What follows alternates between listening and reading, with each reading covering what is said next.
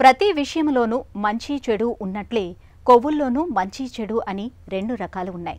కొన్ని రకాల కొవ్వులు మనకు హాని చేస్తాయి. వీటిని బ్యాడ్ ఫ్యాట్స్ అనుకోవచ్చు. మరికొన్ని రకాల కొవ్వులు మన ఆరోగ్యానికి ఎంతో మేలు చేస్తాయి. వీటిని గుడ్ ఫ్యాట్స్గా పిలుస్తారు. ఒమేగా 3 రకానికి చెందిన కొవ్వులు అలాంటివే.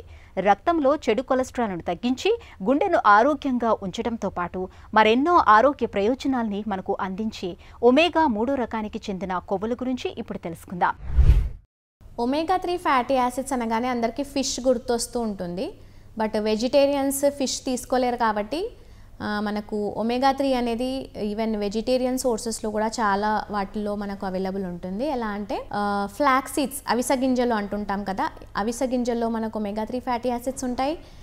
వీటితో పాటు ఈవెన్ అక్రోట్ అంటే వాల్నట్స్ అంటుంటాం, ఇందులో కూడా మనకు ఒమేగా 3 ఫ్యాటీ యాసిడ్స్ అనేవి ఉంటాయి. ఫిష్లో ఎస్పెషలీ సాల్మన్ అండ్ ట్యూనా ఫిష్లో కూడా ఈ ఒమేగా 3 కంటెంట్ అనేది చాలా ఎక్కువగా ఉంటుంది.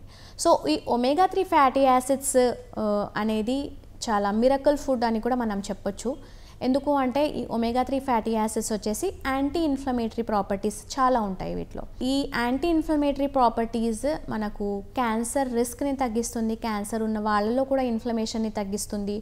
ఓవరాల్గా ఎనీ ఇన్ఫ్లమేటరీ కండిషన్ అంటే వాపు, కీళ్ళ నొప్పులు కానివ్వండి, ఆర్ ఎల్స్ ప్యాంక్రియాస్లో ఇన్ఫ్లమేషన్ కానివ్వండి, లివర్లో ఇన్ఫ్లమేషన్ కానివ్వండి, ఎలాంటి ఇన్ఫ్లమేషన్ని కూడా ఈ ఒమేగా 3 ఫ్యాటీ యాసిడ్స్ అనేది చాలా వరకు తగ్గిస్తూ ఉంటుంది. సో న్యాచురల్గా దొరికే మనం ఫుడ్ ఐటమ్స్లో కూడా ఇవి ఉంటాయి కాబట్టి రెగ్యులర్ బేసిస్లో ఇప్పుడు ఫిష్ తీసుకుంటే కనుక వారానికి ఒక రెండు సార్లు ఈ ఫ్లాక్స్ సీడ్స్ ఇంకా అక్రోట్, అవిసె గింజలు ఇంకా అక్రోటు డైలీ రెగ్యులర్ బేసిస్లో కూడా మనం ఇంక్లూడ్ చేసుకోవచ్చు. అవిసె గింజలు తీసుకుంటే కనుక 2 teaspoons per day, walnuts 4 to 5 halves per day తీసుకుంటే కనుక మనకు మంచి ఒమేగా 3 కంటెంట్ అనేది మన శరీరానికి అందుతుంది.